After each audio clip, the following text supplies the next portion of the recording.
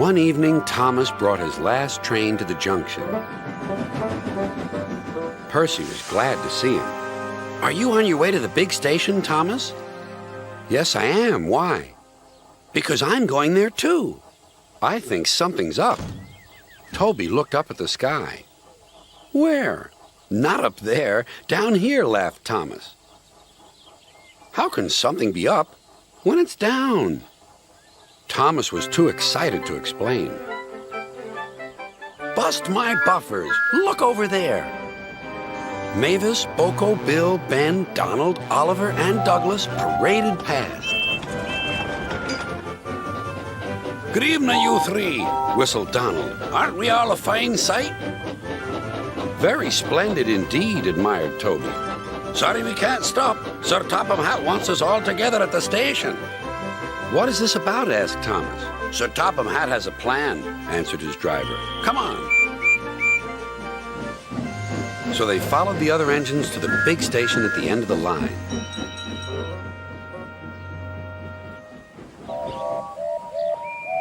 "Silence!" called Sir Topham Hatt.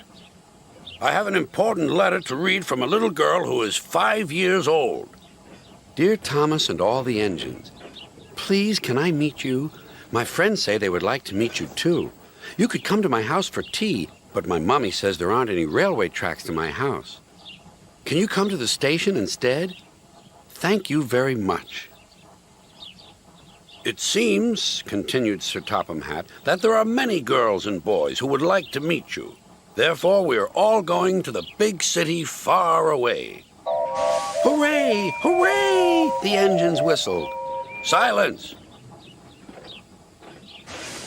Other engines will be working here while you are away, so please show them what to do."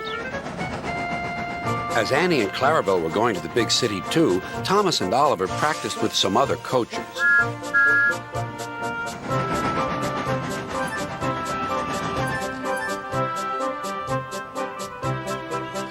Thomas grew more and more excited. Too excited for his own good. "I'm glad I'm a splendid engine," he puffed. "Sir Topham Hatt thinks I'm really useful. I had a race with Bertie once. I whooshed through the tunnel and stopped an inch from the buffers." Then Thomas made his mistake. "Just like this," he boasted.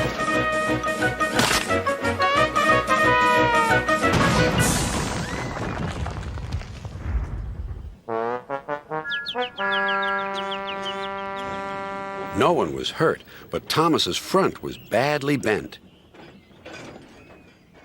They telephoned to Sir Topham Hatt. "I'll send up the workmen," he said. "But if they can't mend Thomas in time, we'll have to go to the big city without him." Poor Thomas. 8 o'clock next morning, the engines waited at the junction. Toby and Percy were each on a truck, and Duck had pushed them into place behind Edward. Gordon, James, and Henry were waiting to lead off. They whistled impatiently. Sir Topham Hatt looked at his watch. "I'll wait 1 more minute for Thomas, then we have to go."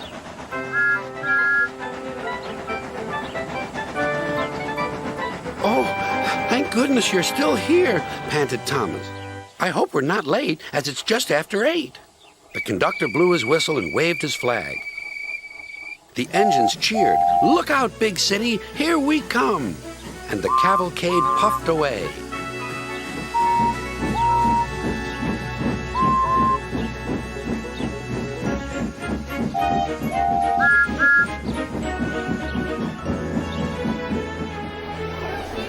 Later in the big city, all the engines were lined up in a splendid shed.